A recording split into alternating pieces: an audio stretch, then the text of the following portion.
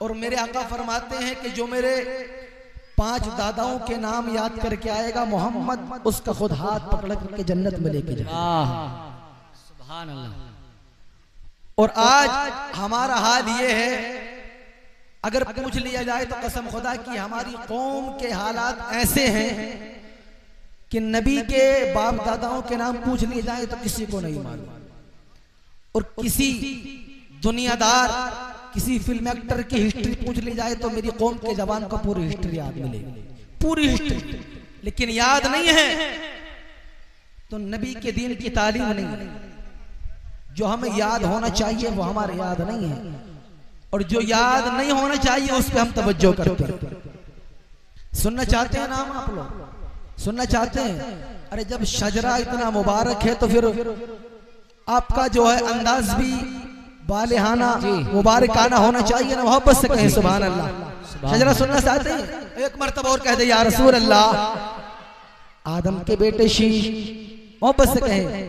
जब जब मैं हाथ का इशारा करूं आपको सुभान अल्लाह बोलना है, मचल के या रसूल अल्लाह कहना है। आदम के बेटे शीश, शीश के बेटे यानस, यानस के बेटे कैनान, कैनान के बेटे मैलाइल, मैलाइल के बेटे ब्यारत, ब्यारत के बेटे इदरीस, इदरीस के बेटे मुतवशिक, मुतवशिक के बेटे नमक नेक नाम, नमक नेक नाम के बेटे नो, नो के बेटे साम, साम के बेटे जुल्हा, जुल्हा के बेटे शालिक, शालिक के बेटे आबिर, आबिर के बेटे दाता, दाता के बेटे रावा, रावा के बेटे शाहरुख, शाहरुख के बेटे नाखुर, नाखुर के बेटे तारिक, तारिक के बेटे इब्राहिम खलीलुल्लाह, इब्राहिम खलीलुल्लाह के बेटे इस्माइल ज़बीहुल्लाह, इस्माइल ज़बीहुल्लाह के बेटे कैदार, कैदार के बेटे अवाम, अवाम के बेटे हमल, हमल के बेटे साबित, साबित के बेटे मोहब्बत से सुभान अल्लाह।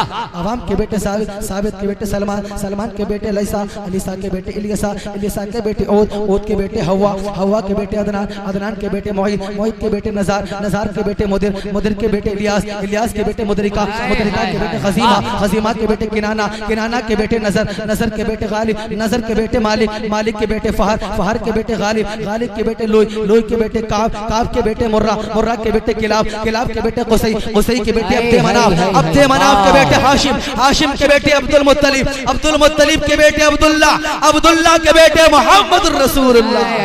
नारे तकबीर, नारे रिसालत, मसलके आला हज़रत, जश्न ईद मिलादुन नबी, सरकार की आमद, मौलाना फैजान रज़ा रहीमी, नारे तकबीर, नारे रिसालत।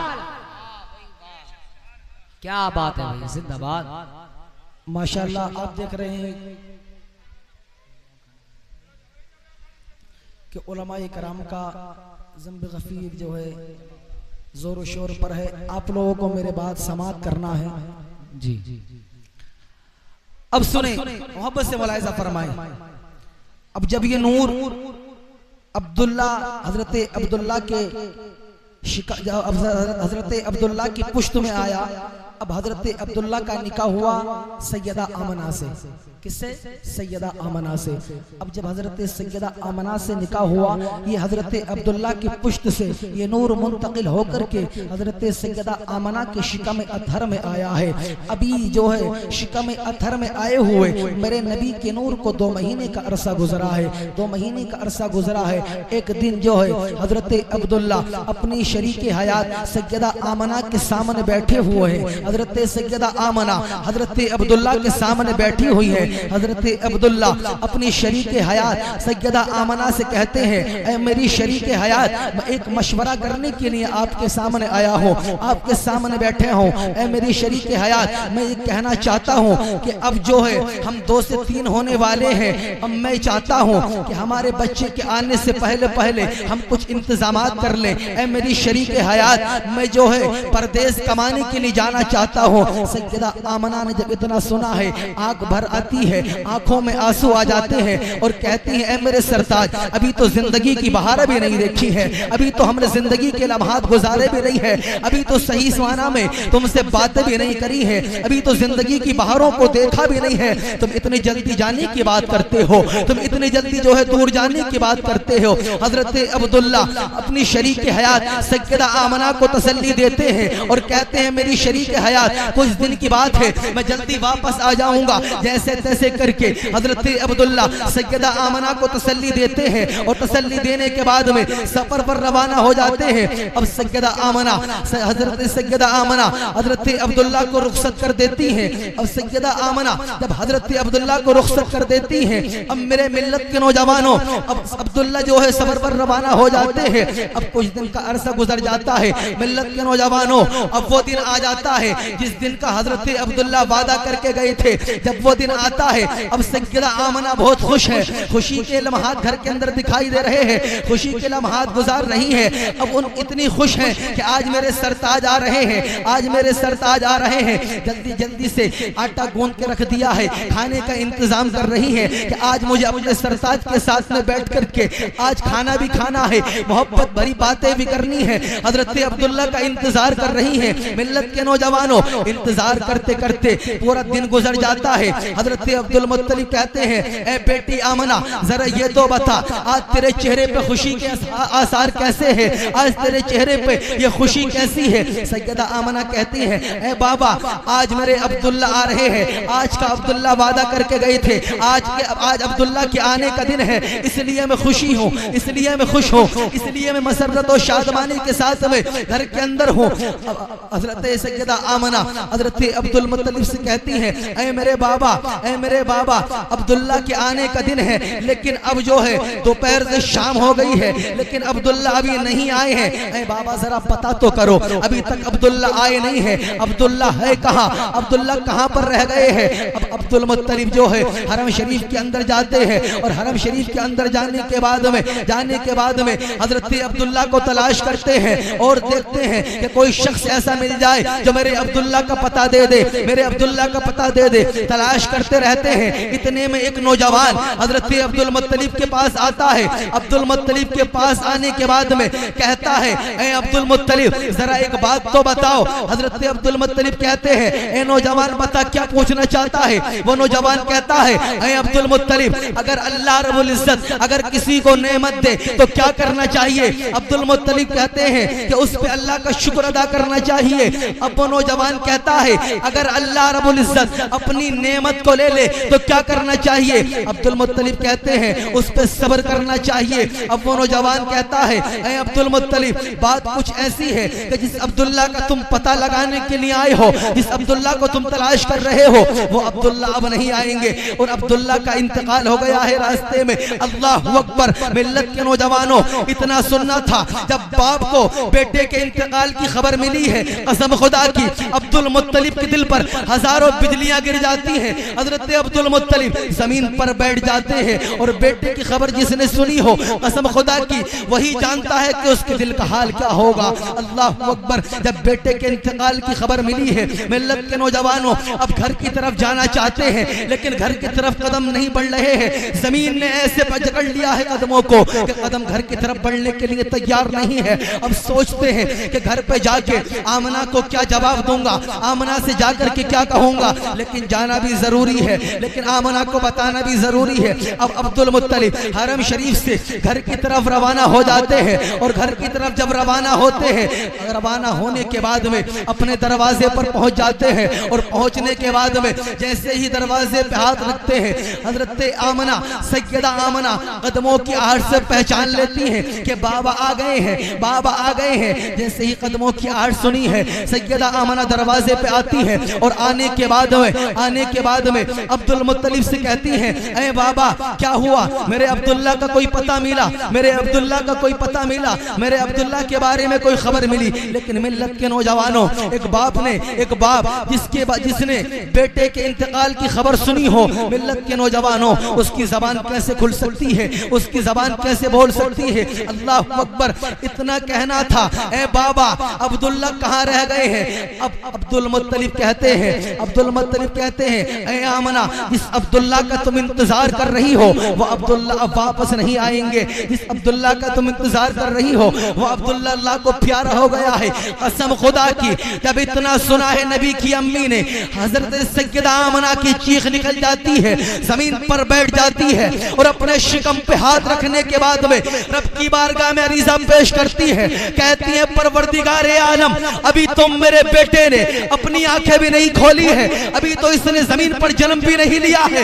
ऐ परवरदिगार आलम, तूने मेरे बेटे को पहले ही यतीम कर दिया है। गैब से आवाज आती है, ऐ आमना फिक्र न कर, हमने इसको यतीम नहीं बनाया है, बल्कि तेरी गोद में वो आने वाला है जो जमाने के यतीमों का और पूरी कायनात का सहारा बन करके आए। हाय हाय, नारे तकबीर, नारे रिसाला, मसलके आला हजरा, शहंशाह खिताबत मौलाना फैजान रज़ा रहीमी, जश्न मिलादुन नबी, नारे तकबीर।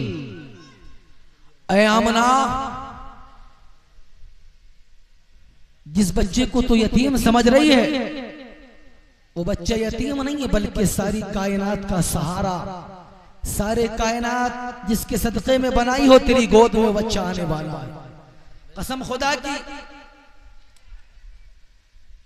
बहुत अच्छा, वाह। सैयदा आमना उस दौर में बेवा हुई मिल्लत के नौजवानों, जिस दौर में बेवाओं का कोई वकार नहीं था, उस दौर में बेवा हुई जिस दौर में औरत को मनहूस समझा जाता था, उस दौर में बेवा हुई जिस दौर में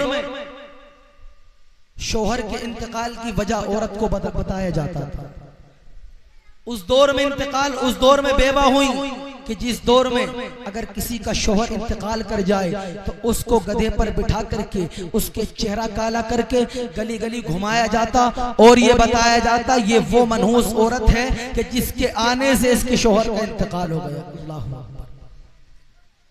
ऐसे दौर में सैयदा आमना बेवा हुई, कसम खुदा की, ऐसे दौर में सैयदा आमना बेवा हुई है मिल्लत के नौजवान। अब जब सैयदा आमना बेवा हुई है, एक दिन हजरत अब्दुल मुत्तलिब हरम शरीफ के अंदर तवाफ कर रहे हैं, खाने काबा का तवाफ कर रहे हैं और गिलाफ, काबे का गिलाफ पकड़ते हैं और गिलाफ पकड़ने के बाद में रब की बारगाह में दुआ करते हैं कि परवरदिगार आलम, मेरे सब्र के लिए तो मेरे 9 बेटे हैं, लेकिन परवरदिगार आमना को ऐसा बेटा ता फरमा जो इसका सहारा बन जाए, आमना को ऐसा बच्चा ता फरमा जो इसकी जिंदगी का सहारा बन जाए। कसम खुदा की, ये हजरत अब्दुल मुत्तलिब ने खाने काबा का गिलाफ पकड़ करके दुआ की थी। और मिल्लत के नौजवानों, ऐसे दौर में बेवा होना कि जिस दौर में औरत को मनहूस समझा जाता हो जी, उस दौर में सैयदा आमना के दिल पे क्या गुजरी होगी, उस दौर में सैयदा आमना के दिल पे क्या गुजरी होगी कि उस दौर में बेवा हुई है कि जिस दौर में औरतों को मनहूस समझा जाता था, औरतों का कोई वकार नहीं था, कोई इज्जत नहीं थी, कोई मर्तबा नहीं था। कसम खुदा की, जो औरतों को इज्जत व वकार मर्तबा मिला है, ये सब मेरे नबी की पैदाइश के बाद में मिला, ये सब मेरे नबी की पैदाइश के बाद में मिला है। अब सैयदा आमना जो कहते हैं ना माज़अल्लाह कि नबी की माँ और नबी के बाप जहन्नमी हैं, सुनो सैयदा आमना की ज़बान क्या फरमाती हैं। सैयदा आमना, हजरत सैयदा आमना फरमाती हैं कि जब मेरे शोहर का इंतकाल हो गया, अब जैसे जैसे ही बच्चे की विलादत के दिन करीब आते जाते, जैसे ही करीब दिन आते जाते, कोई ना कोई नबी आता और मुझे मुबारकबादी पेश करता। हर महीने कोई ना कोई नबी आता, मुबारकबादी पेश करता, कोई ना कोई नबी आता, मुबारकबादी पेश करता। अब जो है सैयदा आमना को जब लगभग 4 से 5 महीने गुजर चुके, सैयदा आमना फरमाती हैं कि मेरे, सैयदा आमना फरमाती हैं कि मेरे जिस्म से नूर और खुशबू निकलने लगी जी, नूर और खुशबू निकलने लगी। अब जब 5 महीने का, लगभग 4 से 5 महीने का अरसा गुजरा है और जब ये खुशबू निकलना शुरू हुई है, जब ये नूर निकलना शुरू हुआ है, मक्के के अंदर बातें बनने लगी, मक्के के अंदर बातें बनने लगी। कि अभी अब्दुल मुत्तलिब के बेटे के इंतकाल को कुछ ही अरसा गुजरा है। अब्दुल्ला की शरीक हयात ने, अब्दुल्ला की बीवी ने अपने शोहर का गम मनाना छोड़ दिया है। कसम खुदा की पूरे मक्के के अंदर बातें होने लगी। नारे अब एक तकबीर, दिन नारे रिसालत, हज़रत शहंशाह तरन्नुम नदीम रज़ा शिकमपुरी जश्न ईद मिलादुन नबी। वाह। हजरत अब्दुल मुत्तलिब खाने काबा के अंदर तवाफ कर रहे हैं। अब कुछ मक्के के जो है लोग इकट्ठा होते हैं और इकट्ठा होने के बाद में हजरत अब्दुल मुत्तलिब के पास आते हैं और आने के बाद में कहते हैं, ऐ अब्दुल मुत्तलिब, तुम काबे के मुतवल्ली हो, काबे के सरदार हो, बड़ी इज्जत व मर्तबे वाले हो, लेकिन जरा एक बात तो बताओ, क्या हमारे अरब का दस्तूर यही है कि अगर किसी का शौहर इंतकाल हो जाए तो वो खुशबू लगा करके घूमे, वो खुशबू लगा करके निकले? हजरत अब्दुल मुत्तलिब फरमाते हैं, कहना क्या चाहते हो, कहना क्या चाहते हो? वो मक्के के जो लोग इकट्ठा होकर के आए थे वो कहने लगे, ऐ अब्दुल मुत्तलिब, हम नहीं कहते हैं बल्कि पूरा मक्का कहता है कि अब्दुल्ला की जो बीवी है अभी उसके अब्दुल्ला के इंतकाल को अभी कुछ ही दिन का अरसा गुजरा है। अब्दुल्ला की बीवी ने अपने शोहर का सोग मनाना छोड़ दिया है। और मिल्लत के नौजवानों, अरब का ये दस्तूर था, अगर किसी का शोहर इंतकाल हो जाए तो वो 1 साल तक या 2 साल तक अपने शोहर का सोग मनाती। और सोग के अंदर ये शामिल था कि वो न खुशबू लगा सकती है, न वो बन सवर के निकल सकती है, न अच्छा लिबास पहन सकती है। ये अरब के जो है, ये अरब के दस्तूर के अंदर शामिल था। अगर किसी का शोहर इंतकाल कर जाए तो उसको इस तरीके से सोग मनाना होता था। अल्लाहु अकबर। अब पूरे मक्के के अंदर ये बातें बनने लगी कि अब्दुल्ला की जो बीवी है वो अपने शोहर का सोग नहीं मनाती है, बल्कि तरह तरह की खुशबू लगा कर निकलती है। और ऐसी ऐसी खुशबू लगा करके निकलती है जो अरब के अंदर नहीं मिलती है, अरब के बड़े बड़े कारखानों में नहीं मिलती है। अल्लाहु अकबर। जब इतना हजरत अब्दुल मुत्तलिब की बारगाह में ये लोग आकर के कहने लगे, अब्दुल मुत्तलिब की आंखें गुस्से में लाल हो जाती हैं। अब हजरत अब्दुल मुत्तलिब अपने घर की तरफ रवाना होते हैं और रवाना होने के बाद में हुजूर की दादी, जिनका नाम हजरत फातिमा है, हजरत अब्दुल मुत्तलिब की बीवी हजरत फातिमा अपनी बीवी से कहते हैं, ए मेरी शरीक हयात, मक्के के अंदर बातें बन रही हैं कि हमारी जो बहू है उसने हमारे अपने शोहर का सोग मनाना छोड़ दिया है, यानी हमारे बेटे अब्दुल्ला का सोग मनाना छोड़ दिया है। मक्के के अंदर बातें बन रही है कि अब्दुल्ला की बीवी तरह तरह की खुशबू लगा करके निकला करती है।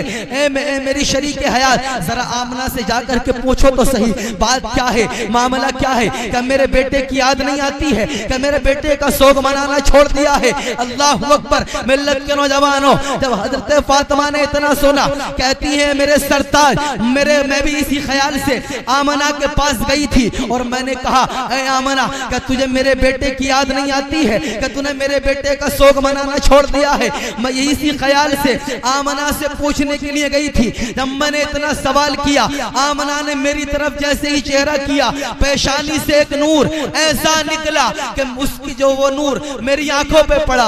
अब जब वो नूर मेरी आंखों पे पड़ा तो उसकी नूरानियत से मैं जो है बेहोश होकर के गिर गई।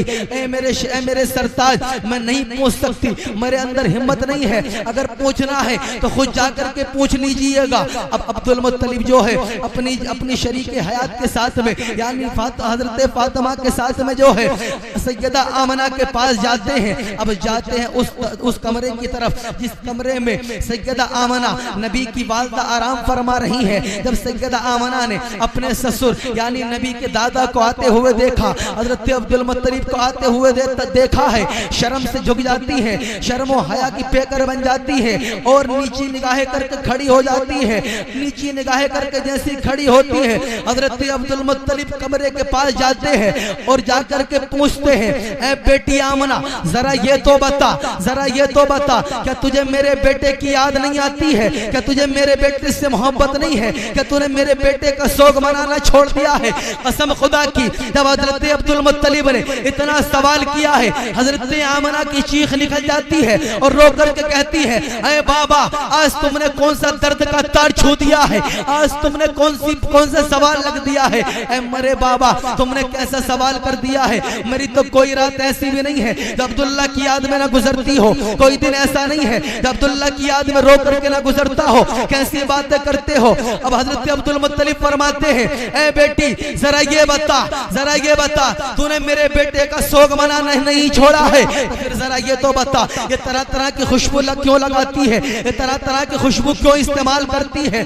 सैयदा आमना ने इतना सुना, कहने लगी ऐ मेरे बाबा मैं कोई खुशबू का इस्तेमाल नहीं करती हूँ, मैं कोई खुशबू नहीं लगाती हूँ। सैयदा आमना कहती है, ऐ बाबा जिस दिन से अब्दुल्ला की अमानत मेरे शिकम में आई है, मैं जिस चीज को छूती हूँ वो खुशबूदार हो जाया करती है। सैयदा आमना दीवार की मिट्टी छुटा करके लाती है और कहती है, बाबा जरा इसको तो सूंघो, ये भी खुशबू दे रही है। अब हजरत अब्दुल मुत्तलिब जब उस मिट्टी को सूंघते हैं उसके अंदर से खुशबू निकल रही है। अब सैयदा आमना अपने घर के अंदर से एक तकिया निकाल करके लाती है और कहती है, बाबा जरा इस तकिए को तो सूंघो, इस तकिए के अंदर से खुशबू आ रही है, इस तकिए के अंदर से भी खुशबू आ रही है।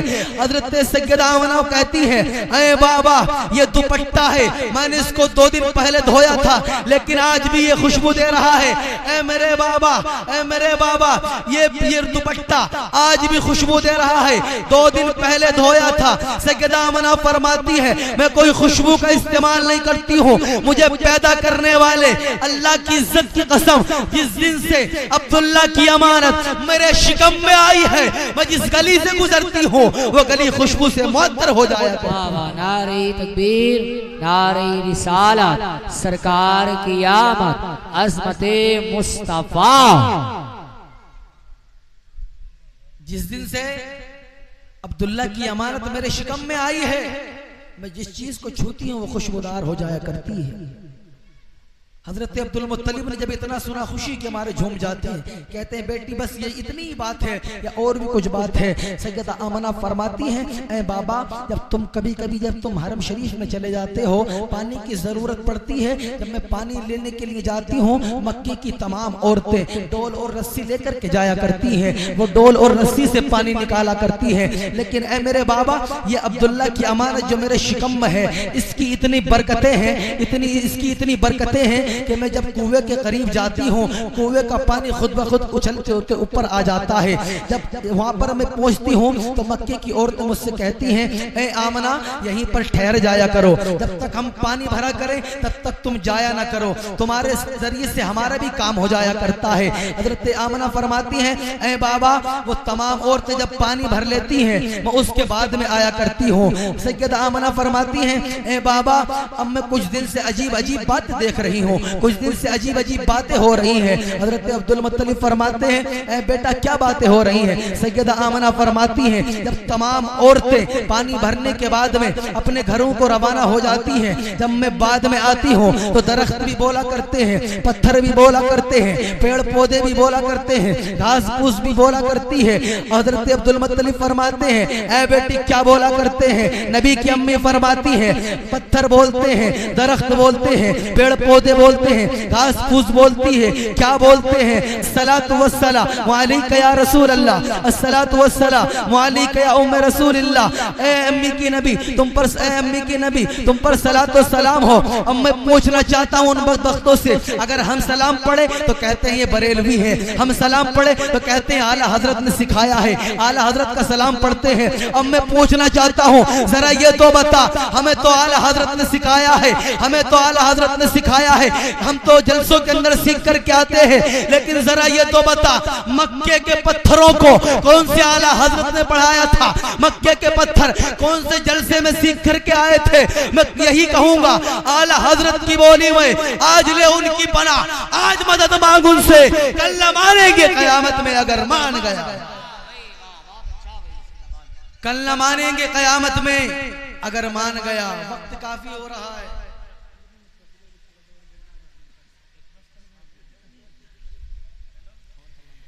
मेरे बाद में मिंबर नूर पर काफी लोग बैठे हुए, आपकी निगाहों का मरकज बने हुए हैं। जी तो चाहता है कि और बोलूं, लेकिन वक्त की किल्लत दामनगीर है। बस यही कहूंगा कौम की बेटियों से भी और कौम के नौजवानों से भी कि आज अब तक तुम्हारी सुबह गाने सुनकर के होती थी, लेकिन आइंदा सुबह होगी तो गाने सुनकर के नहीं बल्कि नबी के नात के तराने सुनकर के। कोई पूछे ये तब्दीली कैसे आई तो कहना नबी के जिक्र की महफिल में गए थे।